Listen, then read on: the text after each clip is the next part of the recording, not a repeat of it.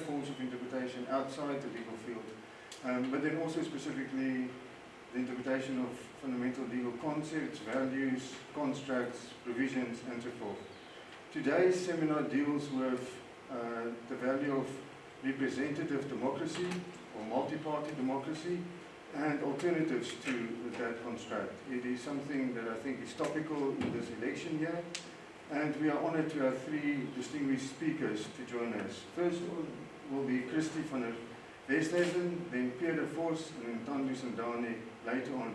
We've broken the morning into three separate sections, so there will be freestanding sessions, so you can log in and listen to Christy's presentation with a question and answer session, and thereafter to Pierre's presentation with a separate question and answer session, and later Tandu's presentation with question and answers. Hopefully in the discussion, synergies between the three speakers and commonalities in the themes we discussed will become clearer. We've got a facilitator for each of our three sessions, and so I'm going to hand over immediately to our first facilitator, Karen van Marle. The second session will be facilitated by Brian Tejera, and the last one by Henk Botha.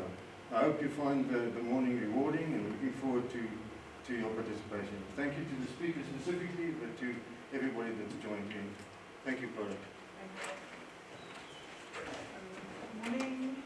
Thank you also to Basil and Henk, and well, the Germans in their absence for having this, and welcome everyone. Thanks for everyone in the room and also for those online. So it's a great pleasure to introduce Professor Christy van der Westhuizen. Oh, you want to introduce this? Oh, so should I repeat everything again? Please. And this is not on the no. All right, let me try again. Apparently I was not audible to those online, so I just thank Basil and Henk for organizing today's session and everyone for being present in the room and also online. It's a great pleasure to introduce Professor Christy van der Westhuizen, comrade, colleague and friend. Christy is a senior researcher at CANRAD. She said it's one of the institutions with the longest names. So it's the Center for the Advancement of Non-Racialism and Democracy at Nelson Mandela University. Christy is well known. She has a high media presence, but of course also for her scholarship in critical whiteness studies. Her books include White Power and the Rise and Fall of the National Party, Sitting Pretty, White Afrikaner women in South Africa, in post-apartheid South Africa, but then lately the Routledge International Handbook for Critical Studies in Whiteness, and of course, so I don't know, is there someone online that is not muted? Thank you. So everyone online, just make sure that your mics are muted. But then just the latest publication, and we hope to have a launch or various launches later in the year. Christy is editor of a collection titled The D Word, Perspectives on Democracy in Tumultuous Times. I was happy to be part of the project. It started at a big conference in 2021. We had a writing workshop in 2022, and the publication is out, so keep your eyes open. But then, let me hand over to Christy. Thanks.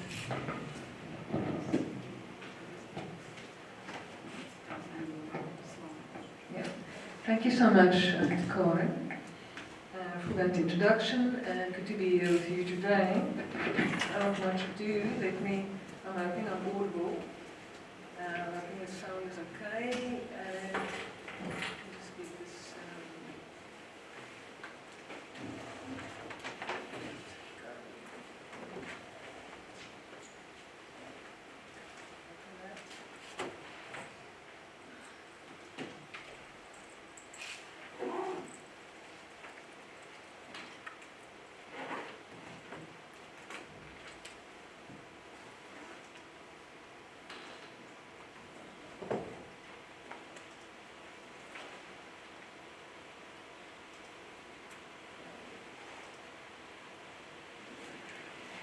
So, my section of today's colloquium deals, broadly speaking, with political parties, I'm going to take it to places where the abstract didn't necessarily go. I've titled my talk The Demos, the Party and the Market.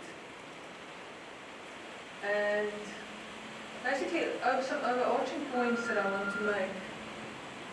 Is this somebody's phone?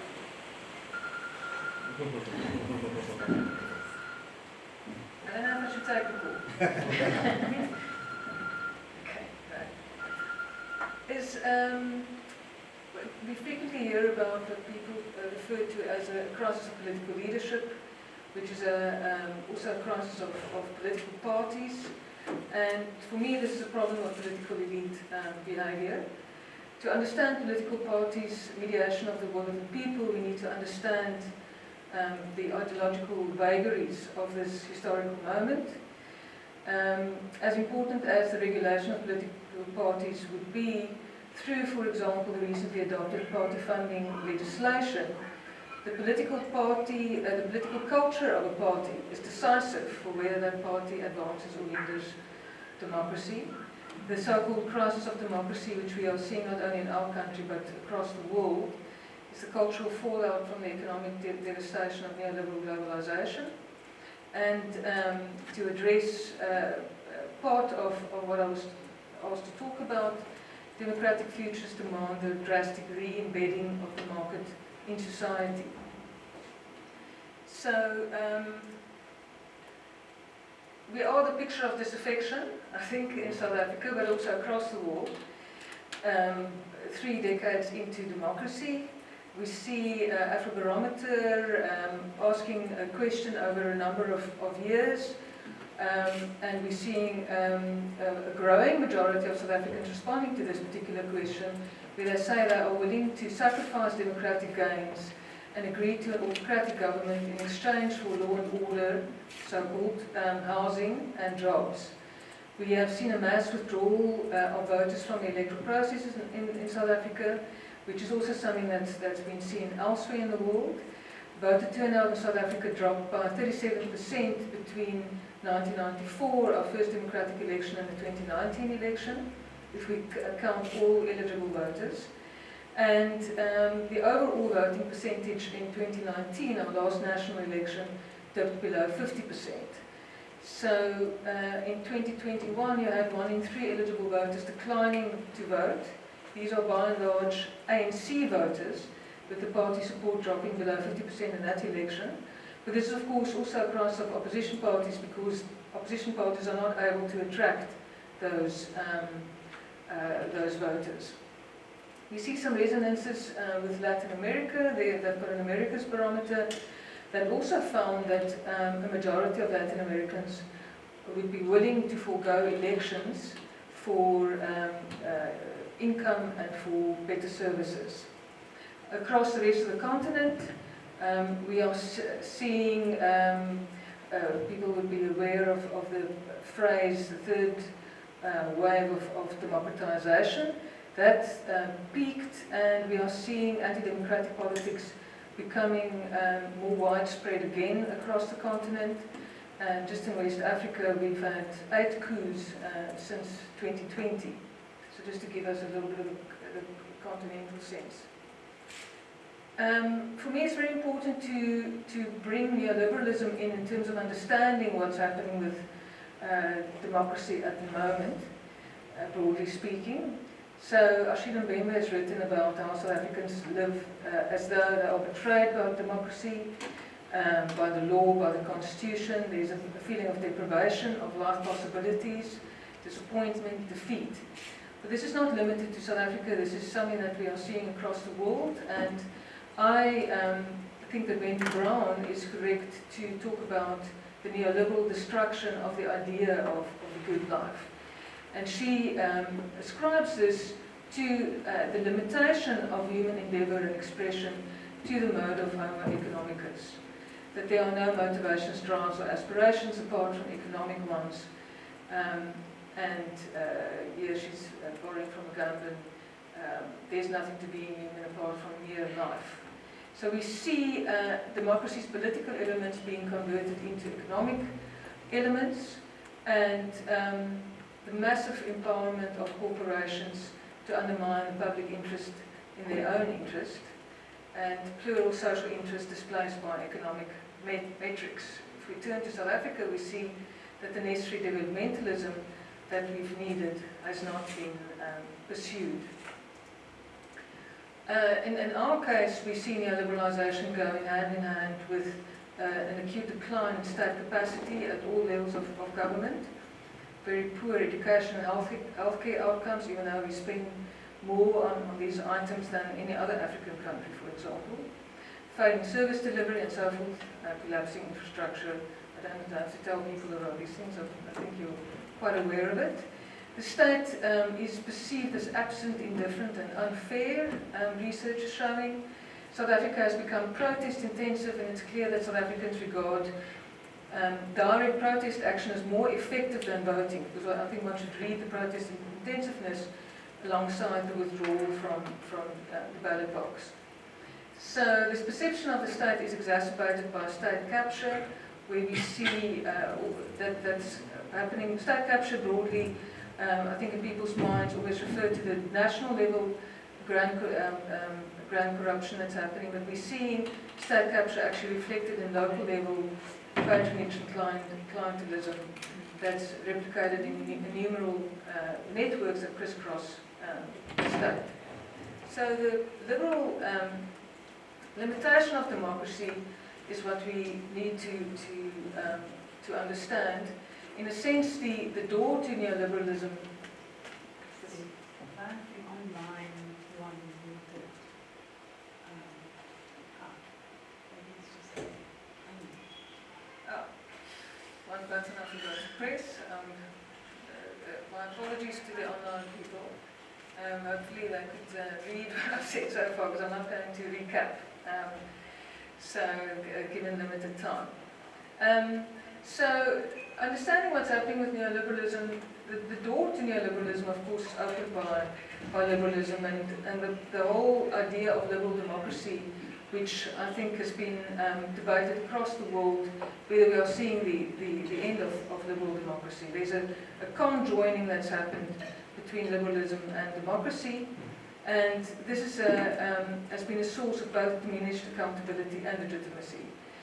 What we see here particularly is around, and that's why I think it's important for us to bring capitalism in front and center in terms of understanding what's happening with democracy. So you see a recasting of democracy in this liberal democracy through capitalism, where the economic expression of power is separated from the political expression. So the economic sphere is placed beyond political accountability, and that empowerment of corporations that I was talking about earlier happens to pursue the narrow ends of profit to the detriment of other social spheres. Now, Walden Bello, quite a while back already, wrote a very interesting article looking at the example of the Philippines, and there's quite some similarities that I think we can identify with as South Africans, including, because he was talking about the reversal of democracy in the Philippines at the time, 2006, and he was pointing to a lack of economic transformation after the advent of democracy, and an elite hijacking of democracy by factions that conspire to maintain unequal economic structures. So this brings us to the question of liberalism, where, and again I'm going to refer to Wendy Brown, where she talks about, and this we know, how liberal democratic practices and institutions always fall short of what they promise. And at times, as she says, they cruelly invert this promise. Yet, at the same time, liberal democratic principles hold and hold out ideals of both freedom and equality universally shared, and of political rule by and for the people. She points out that this discrepancy between the abstract declarations of equality and liberty on the one hand and the lived reality of exploitation and discrimination on the other has enabled those historically excluded from the definition of human to craft emancipatory political imaginaries from democracy beyond what liberalism promises. So as you can see, for me this is important. I am a Democrat, and I believe that Brown actually helps us to understand how democracy, and even liberal democracy, has been used to actually expand the life opportunities and of previously excluded groups. So who counts? The title of our colloquium today, and here it is for me about this expansion of who counts as, which is actually about the inclusion of more and more people into the definition of human, which is, so my argument is that the current wave of global challenges leveled at democracy is in fact a reactionary response to two interconnected and continuing struggles, and these are to hold the powerful to account, while at the same time to empower the demos to an ever more inclusive extent and depth, so to include more and more people in the demos. Referring to Rancière, the demos in its original meaning, he says, refers to the uncounted or those that have no entitlement to govern. So democracy then can be understood as a process involving unremitting struggles over the past centuries to enable social, political and economic inclusion of the uncounted in political power, to reflect and recognize existing human diversity in entitlements to govern. And these are interlinked anti-colonial, anti-racist, feminist, queer, worker struggles that have overturned the limited enlightenment model of who counts as human. So democracy is how I approach it, and some others as well, not regarded as a destination or the accomplishment of a consolidation which we see in the kind of the mainstream democratic theory or theory on democracy. We have seen, as evident in democracies as diverse as the United States and India, that democracy is never completely one. And rather for me, and this is why I always here I turn to Chantal Mouffe, to understand it as a site of contestation, as an open-ended site of contestation, and I believe, as Mouffe says, it's a fragile conquest that must be defended and deepened.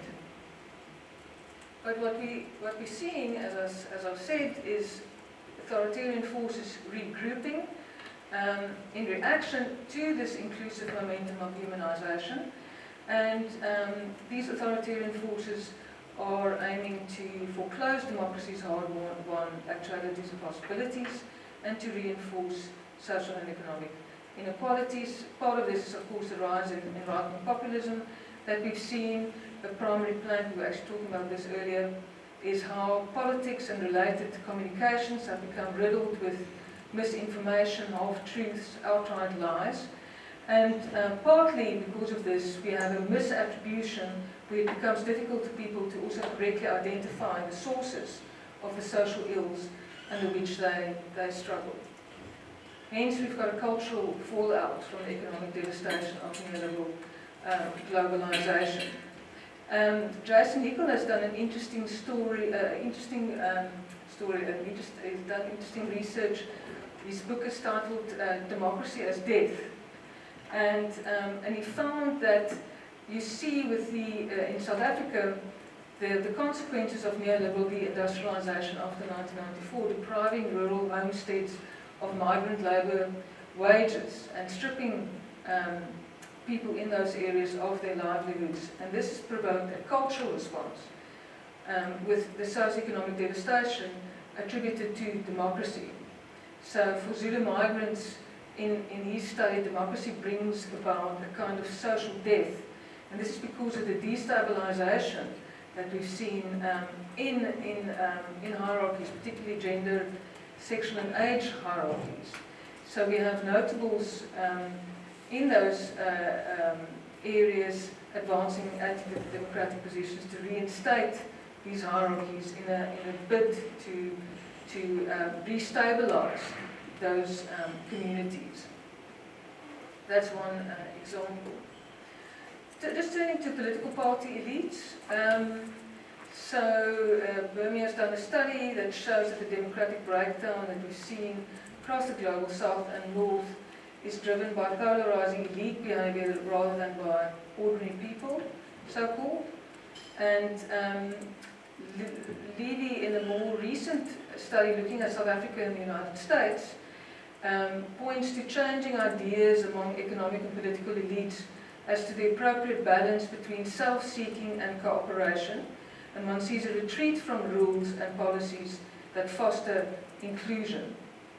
So we see an opportunistic leveraging of inequality, where elites attempt to capitalize on the misalignment of present and future political and economic benefits. Levy refers to politicians as ideational, but these are not only politicians, it could be media figures as well, etc., people in civil society and so on. Ideational political entrepreneurs who exploit worsening economic conditions with polarizing discourses. We're seeing a rise in racial and ethno-populism.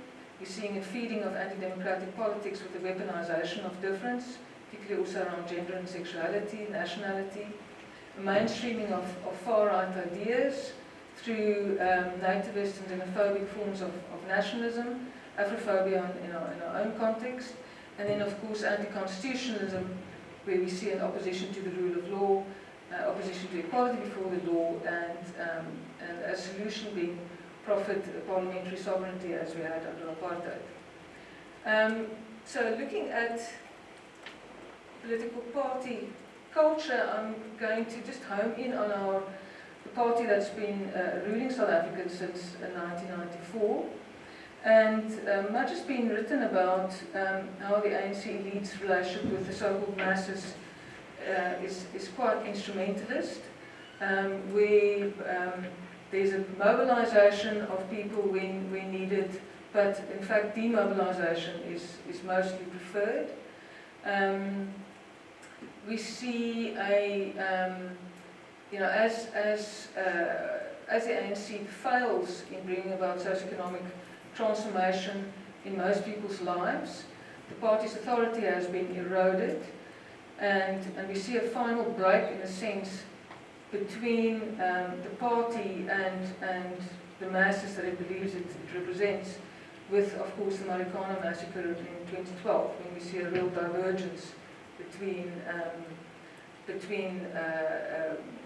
what regular people need to sustain themselves and what the party elite seeks to sustain itself. So there's a shift in the political culture of the ANC. It's become self-seeking, inward-looking, focused on accessing material rewards, while preserving its hold on state power and its state resources. This is, of course, epitomized by state capture. Now, state capture, I think it's important to understand state capture as directly undermining democracy because of the kind of impact that it has on institutions. And in fact, the State Capacity Research Project report that came out in 2017 talks about it as a kind of a silent coup, state capture, where you see the weakening of the capability of government and of public institutions that are specifically tasked with improving the lives of the majority of people, or of citizens. So those very administrations that must be improving people's lives are actually weakened and could be destroyed. I came across this phrase, democracy capture, which is developed by the Ghana Center for Democratic Development in a study they've done. And this, I think, is also a useful concept to understand destructive elite manipulation of political and economic processes, and how that feeds into this onslaught on democracy. And these researchers refer to democracy capture as involving distortion and corrosion of democratic politics principles and institutions to favour elites at the expense of populations.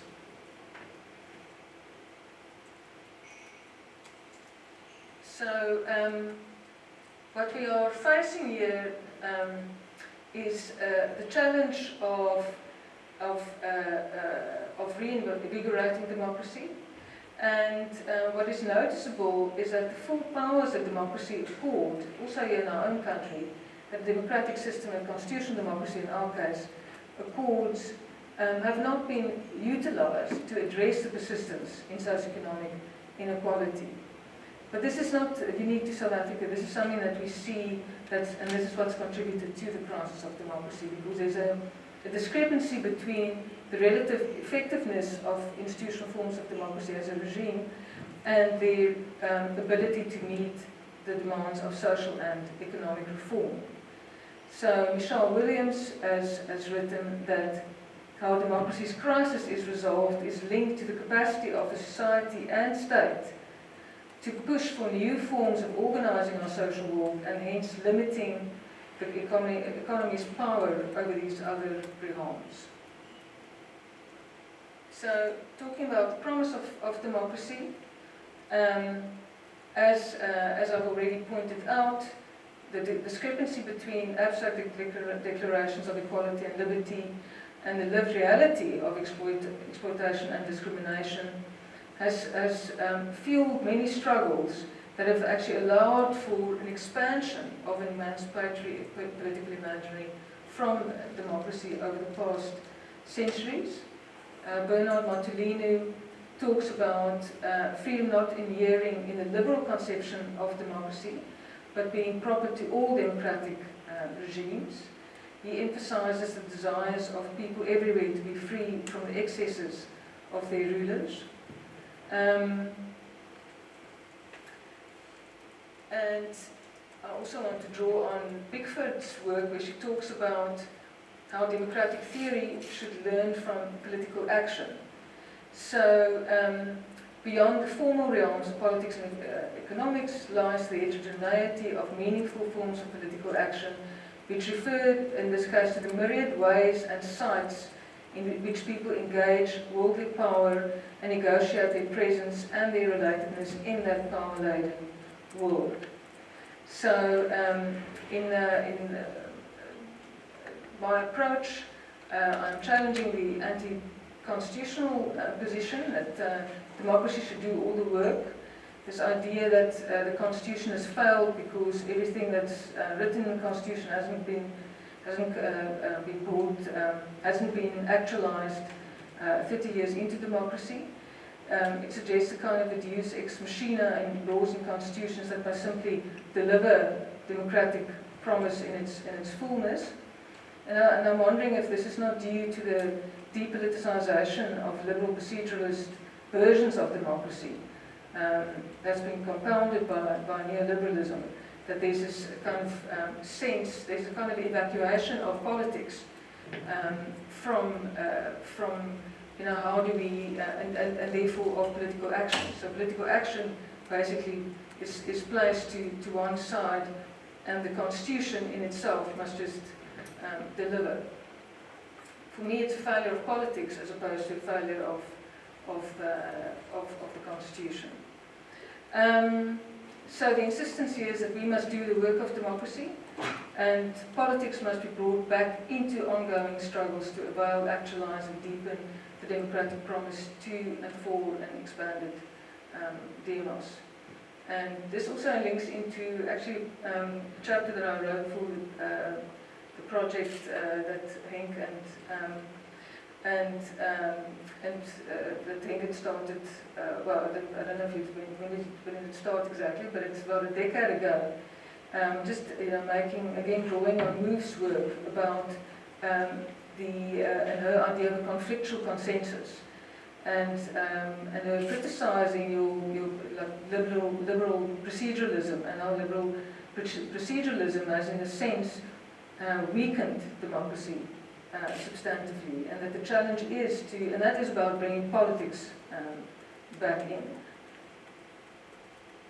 And then finally, the whole point around both symbolic and material inclusion and recognition of diversity. Given that there's an identity-based misattribution of social ills, in the form of surging racism, heteropatriarchy, xenophobia, and so forth. The actual source of deprivation and increased inequality, namely neoliberal capitalism, must be exposed and resisted. And this is through activism, this is through politics, this is through political programming, political mobilization. So to turn back to Walden Bellow, the market must be drastically re-embedded in society and made subject to the human values of community, justice, equality, and solidarity. And that's it from me.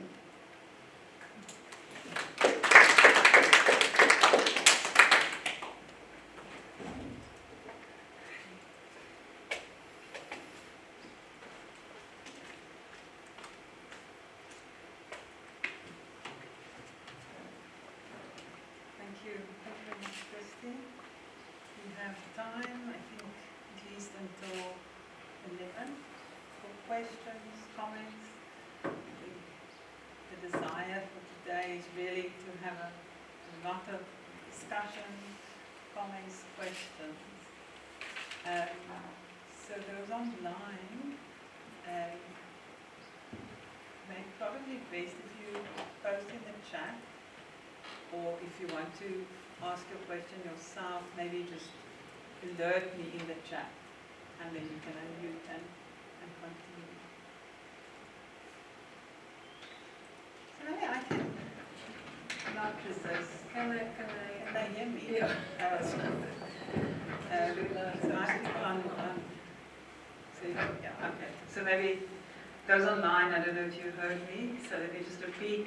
I'm inviting you to please participate, post your questions in the chat, or just indicate in the chat if I might raise your hand if you want to unmute and ask a question. I was thinking, Christy, I cannot resist, maybe just as an opening, and I don't want to take the discussion in a certain direction, but I was thinking of Jacques Derrida's book, Politics of Friendship, and his sort of what declaration, my friend, there is no friend, and his later work on autoimmunity, and the question whether democracy and what is really challenging democracy is from within. And when we think global capital and neoliberalism, are these things destructing democracy from the outside? Or is there something within democracy that is entangled or allows neoliberalism, global capital, and so on to do the damage? So here's an open. Yeah, I should have known you would have immediately gone to Derrida.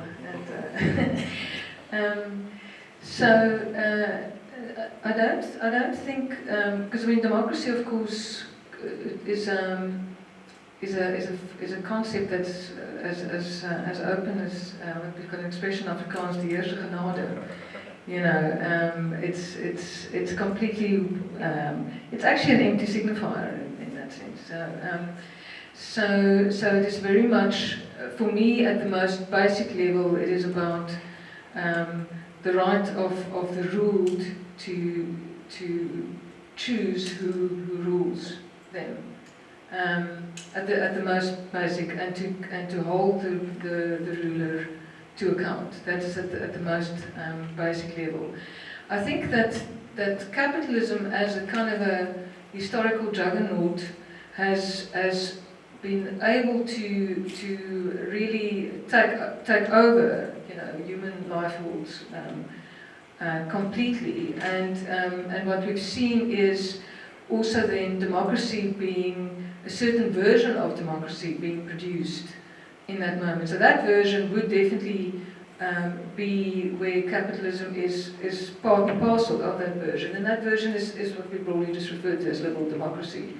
So, but I think there are different forms of democracy. As we've already seen, there are more radical forms of democracy, there are more radical imaginaries that people have written about, that people have tried to actualize as well. If we just think of social democracy, which we saw in Western European and Scandinavian states, which have now also been been diminished through neoliberal capitalism. But there, of course, we already see an attempt to create more equal societies within the democratic system. But there are more radical versions of that, imaginaries of socialist democracy, where egalitarianism becomes placed front and center. So for me, it's very much, and that's why it's very good that we're also having this colloquium and these kinds of discussions, and to allow us to wrestle with what can be done with democracy, and why have we not, in this country, if one thinks of the potential that democracy holds, and how far we've fallen short, and it's very clear that this is by and large due to both political, not only our political elite, but our economic elite, our political and economic elites in this country having a kind of a stranglehold on the political imaginary here. And this is why we are in a deepening crisis on so many levels. And I know it's now become also fashionable to not talk about a crisis, but I do think that we are in a crisis. So I think we need to confront what's in front of us. Thank you. So I see 3 hands from the floor. That's the front, sorry. So thank you, and then Henk, and then Pia. Please go ahead. And then maybe just state your name so that we can know each other. Okay, no problem. My name is Patwan Musobi. I wanted to know from you, I don't know if this is relevant, but it's something that piqued my interest. I wanted to know if you think that the lack of participatory democracy plays a role in the lack of accountability in our political systems in the government. And also, do you think the Constitution is a contributory factor to the lack of accountability that we have in this country? So that is my question. Do you want to take all 3 and then respond?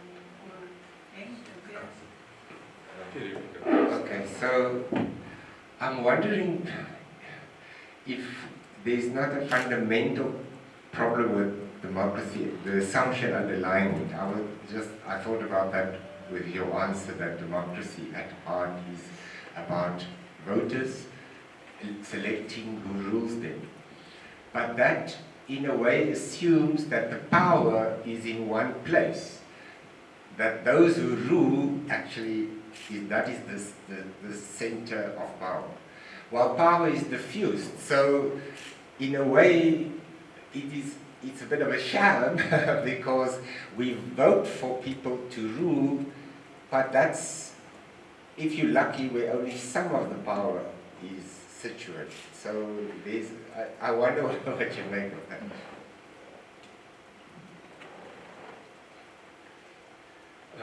Thanks. I really enjoyed the paper. When you talk about democracy, it is clear that your understanding of democracy goes far beyond existing state institutions or existing institutionalizations of representative democracy, which I find really attractive. One of the reasons, I think, only one of the reasons why that is attractive in our society is precisely because state institutions have been captured. But at the same time, then, one of the questions for me is, where does that leave democratic institutions? And I think in some of your previous work you suggested that democratic institutions, representative institutions, must also be reconceived through the lens of a more agonistic model of democracy. So perhaps if you want to say something about that. Thank you. We'll take another round, but let's hand over. Okay, thank you for that.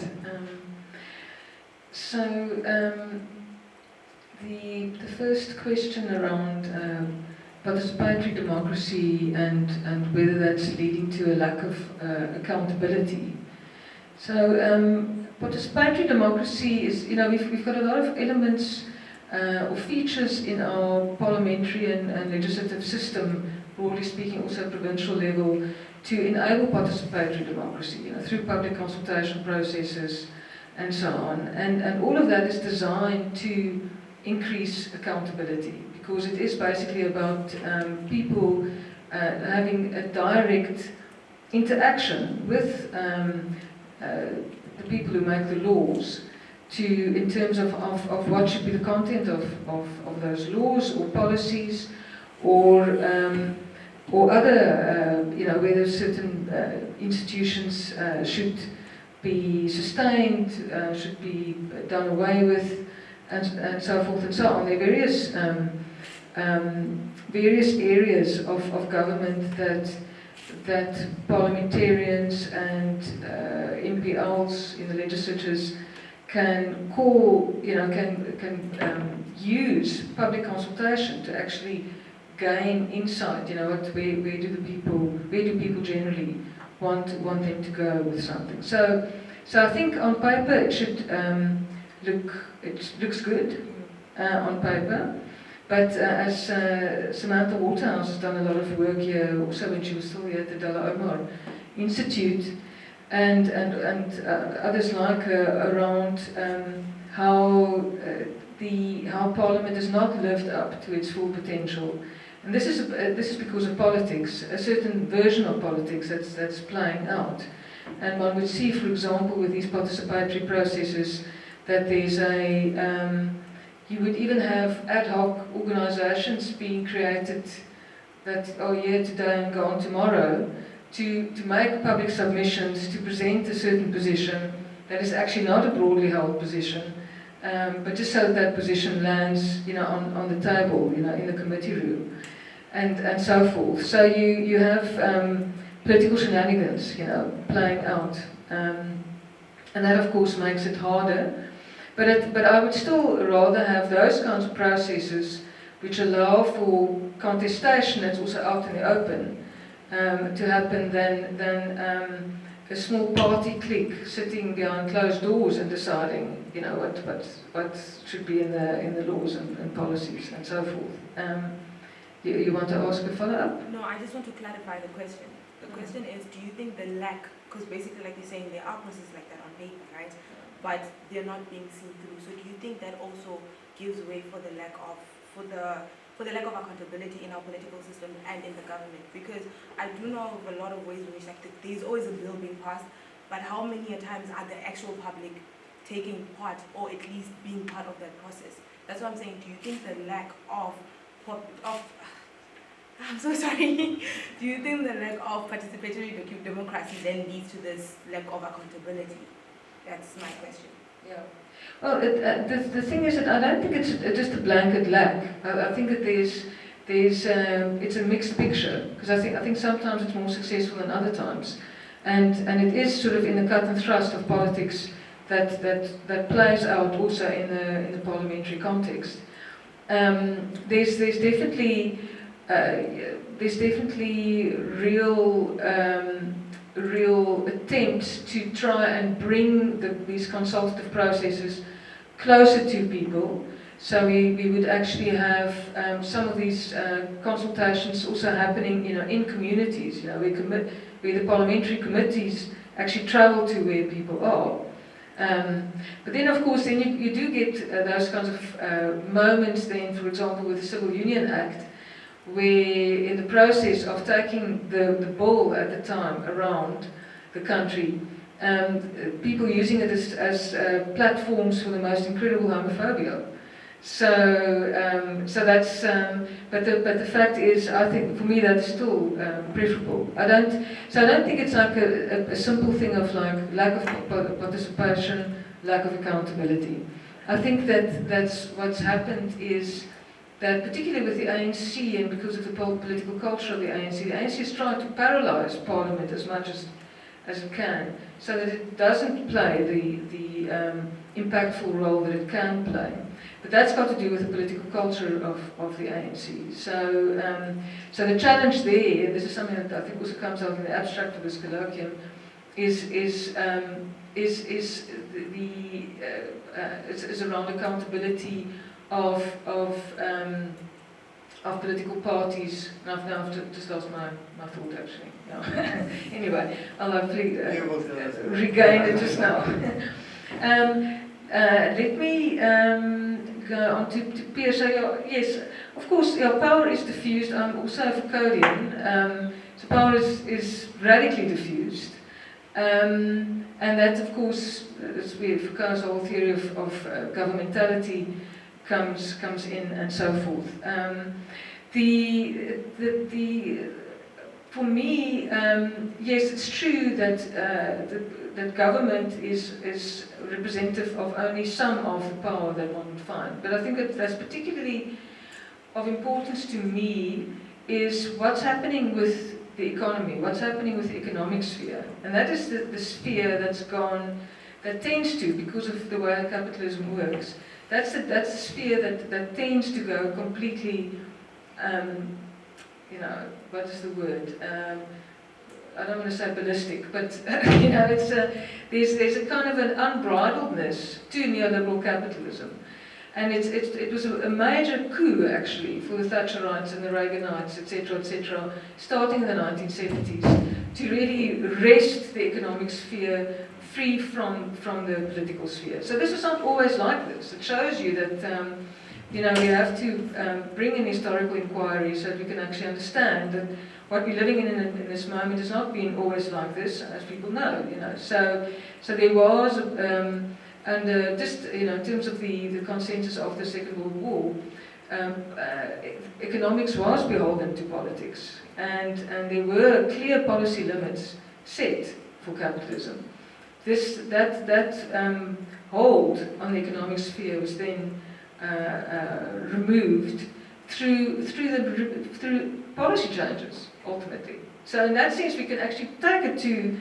The power is diffused, yes, and so on. But when it comes to the economic sphere, you can actually have the political sphere exercising power over the economic sphere if you choose to organise your society like that. Which, of course, Thatcherites chose the opposite. So for me, there's still. I don't think power is so diffused that there's no sense in structures and institutions anymore. I think structures and institutions still play a very important role, particularly when it comes to capitalism, and that's why when we speak of what are the features of neoliberal capitalism, deregulation, liberalisation, that's the removal of laws, the removal of the changes in policies to make multinational companies completely footloose, to make capital footloose, etc., etc. That's all through policies, actual. But part of the fact that power is not just only in government, one would actually want a greater resistance from populations. But what we are seeing is that populations are currently being diverted into cultural questions, which for me, culture is very important, but cultural questions away from economic questions. So, and that to me is a real. So those kinds of mass, you would think you're going to have mass mobilization, people on the street, for example, about state capture. We've seen almost nothing of that. So, and that's because people are not actually making the link between the hospital is slipping on blood in the hospital corridor and state capture. Those links are not being made. Just in terms of what Henk was asking about beyond institutions of democracy, I think I've sort of talked a little bit about that already. The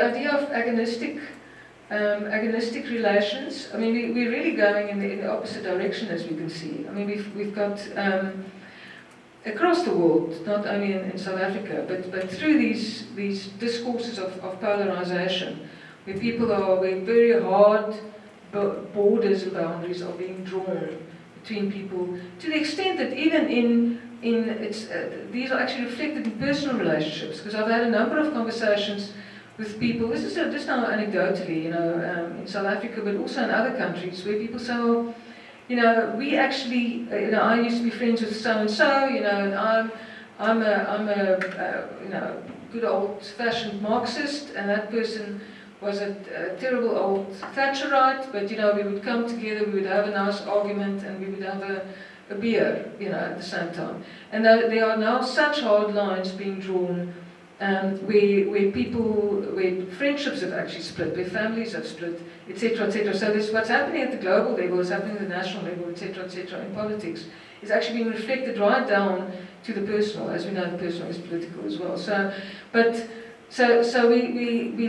in the opposite, completely the opposite position now to the idea of agonistic politics, which is why this moment is so incredibly dangerous. Another round. I see Fiona and Lena.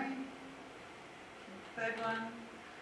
If nothing now, can you, and Vessel, and yes, so I have four hands. 1, 2, 3, 4. Yes, thanks, please go ahead. Thanks, I'm Fiona from the Topic Politics. I wanted to ask you something. I want to kind of push you on. So you said that we're in a crisis, but do you think it's a crisis of democracy, or do you think it's a crisis of governance? So what I mean by that is, I find it quite heartening that our ruling party is talking about what, I mean, we hosted at UWC last year a big discussion about coalition politics with the ruling party. To me, that's a strong democracy. That's a ruling party saying we will accept that we may have to go into a coalition. Well, at least they were saying that last year. So, is it a crisis of the democratic system? And then, or is it a crisis of the way the government is taking place? And then I suppose if I related that to this notion of, I suppose, what does democracy then mean? You know, how empty a signifier is it? And I mean, it's very broad. I wouldn't say it's obviously not empty, but it's very contested and means different things in different places.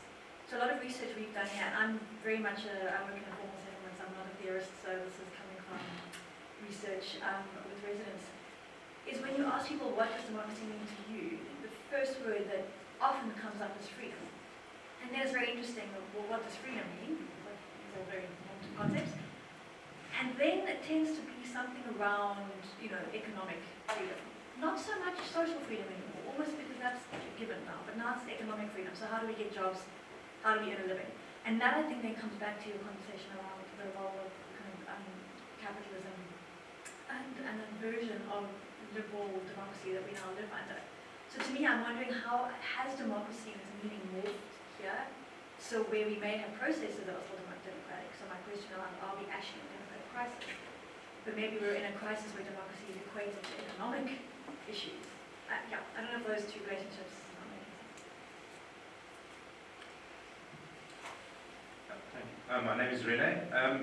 I just wanted to know, in terms of new liberalism, does it work the same everywhere? I mean, is there any specificity to new liberalism in South Africa? Because much of the criticism against the ANC, the DA would probably say that the ANC is not new liberal enough, for example. So much of that criticism is coming from a more new liberal place, possibly even.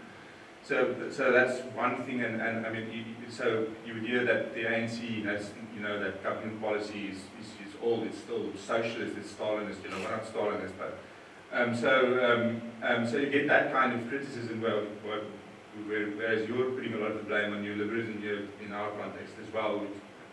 So that's one thing, and then another is so if neoliberalism is the problem, what kind of how can we appeal to the Constitution, for example, to, you know, what is there in our constitutional setup that could be interpreted as being, you know, a possible site of resistance against neoliberalism?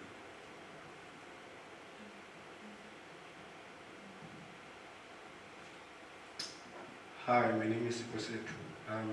My question is, do you think that separation of powers when it comes to accountability is also failing where courts are concerned?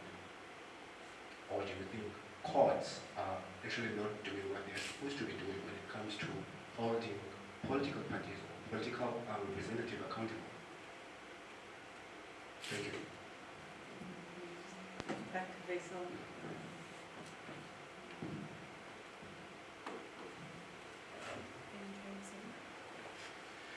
Thank you, Christy. My name is Basil Leroux. My question is about institutions and global capitalism, if you speak about new liberalism, and democratizing the market in a certain sense. Doesn't that require transnational democratic institutions? In other words, radical moving beyond the constitutional framework. I'm thinking of work that Nancy Fraser has been doing for many years ago to say that the era of normal constitutionalism is over, because we're framing issues as national issues or constitutional issues, which are actually transnational or global issues. And unless you develop some form of global capitalist institutions, global democratic institutions, you're not going to do anything against global capitalism. Is there any value in that analysis of Fraser, you think, still today, 20 years later? Thanks. Full question. Okay, that's quite a meaty bunch. Thanks, Fiona. Crisis of democracy or crisis of government. The ANC's, well, the ANC, of course, it's not called the broad church for nothing. It's a party full of contradictions. So I think that the ANC also has sections of the ANC, I think, would operate in more democratically enhancing ways than other sections, one could say. I think that there are people in the party, active people in the party, also belonging to particular factions and so on, that are definitely more committed to democracy, even constitutional democracy, than other groupings within the same party. So and there is a realistic dimension to the ANC. So I think that they won't close the door on coalitions, but those coalitions will play out in very particular ways that will take the form of co-option, I believe. If we just look at how the ANC has drawn other parties in over, since 1994, because actually every single executive has included, I don't think, I'd be surprised if there's a single executive over the past 30 years that has not included somebody from another party. At the moment we've got good, Patricia has been very quiet, but she is still there from what I remember, So I think, and that is a good thing. That's definitely for me. It's at least a good thing that the ANC is saying, well, we are open to coalitions. At the same time, of course, we are hearing that we will definitely win this election. We won't need to go into coalitions. Of course, that's what politicians also do, grandstanding before an election. At the same time, one is wondering, the loss of Gauteng, how far is the ANC and Panasha Lesotho willing to go to hold on to Gauteng? And we've seen also a weakening of the ISC. So the ISC has been underfunded. The ISC is not the strong institution it was a number of years ago. So that for me can also be read as a way to diminish oversight and also to weaken the organising of our elections. So in terms of the association with freedom, so in this upcoming book that we've got a chapter by Glengiwe Ndlovu, who also writes about Nkululeko, which roughly translates as freedom, finding the same in her work. So for me, that's exactly the link that's actually being made, even though political elites are not making this link. So political elites are attributing social ills to other things. So they're attributing them to foreigners, to LGBT people, etc., etc. But if we look at this kind of bottom-up interpretation of democracy, the problem is actually identified, the actual problem is actually identified. You know, so that is actually the power for me of actually listening to people speaking from where they are, the conditions from where they are. And if material conditions are the most pressing, and the thing is that surveys, you don't even have to do research. The surveys have also shown that to us, that time and time again, it's been unemployment being, you know, number one, and you know, on the list of social ills that South Africans want changed. So why is our democracy not responsive to that? And the problem for me there lies with our political elites. Yes, no, neoliberalism is not the same everywhere. It does have similar features, of course. The ANC and the DA's neoliberalism won't be the same. The ANC has, of course, as a panacea, instituted the greatest social security system on the continent of Africa. But there's an interesting, and I don't think enough work has been done. I won't call the ANC Stalinist. I'd rather call them that, you know, that Leninist tradition is still running. There's a strand still running through the ANC's political culture, and there's a nice linkage, perhaps in the person of Thabo Mbeki, for example, between that Leninist strand and the neoliberal strand, because and we can talk about it some more. So you can, I think these ideologies are pliable enough that they can actually be used in conjunction with one another as well. But it's definitely, it is a more complex picture in the sense that we've got strong social democratic features to compensate for the ravages of neoliberal capitalism. But that did not save the Marikana miners, though. Yeah. So transformation of democratic institutions and all. So yes, I do think that the way that global capitalism is organized now makes it way more complex, and of course one is looking at you know, the World Trade Organization, you're looking at the IMF, the World Bank, and those kinds of decision-making structures there. And this has actually got to do with global geopolitics ultimately. So that dimension is exactly, I think, what's paralyzed the left, and why the left have not been able actually to come up with viable alternatives, because of this literally the globalization of capitalism in particular ways that make capitalists and corporates and so on unaccountable, that just render them unaccountable. But the thing is, our political elites are yet again completely involved in those processes of globalization and so on.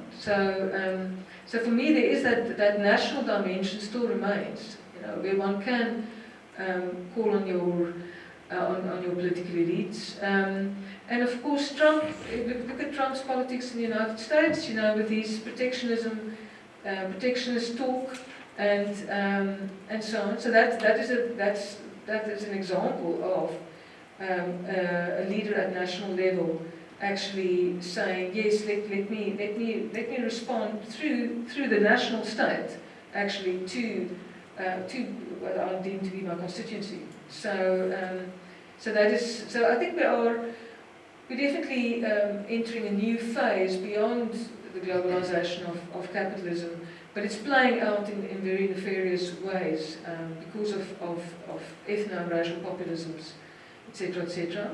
And there was one, but I'm thinking I'm completely out of time probably in terms of answers. The last question was on separation of powers. So for me, the courts have got a particular role in terms of holding government to account in relation to the Constitution. And so, yeah, we don't have a system of simple majoritarianism,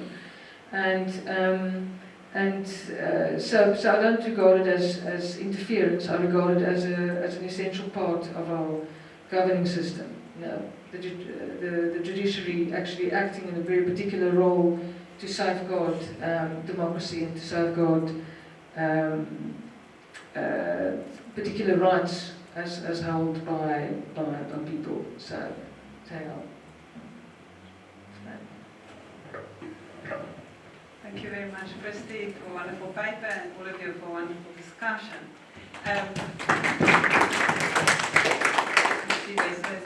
We don't have a formal break now, but should we tell people just to go and fetch water? If there's not fresh coffee, there will be after Pierre's talk. I'll have to check. But Wessel, you want to? Yeah, I just wanted to say thank you, Christy and Cara. We're moving straight into the next session with Pierre and Ryan. But if you want to go and take a break or get a glass of coffee, then it'll take them 5 minutes to set up here, so do so, and then we continue straight away. So there's no formal tea time or something that you're not captured.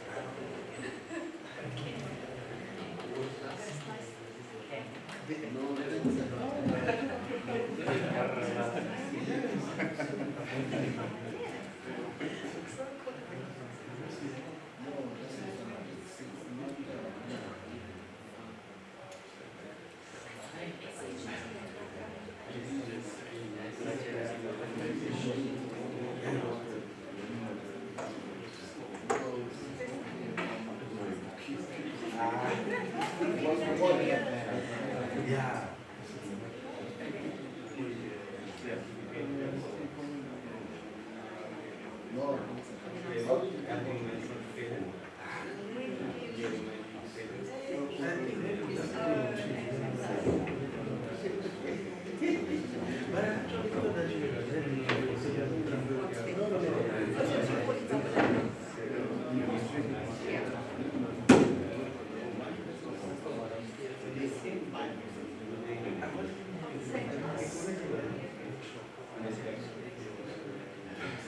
But if you're like, yeah.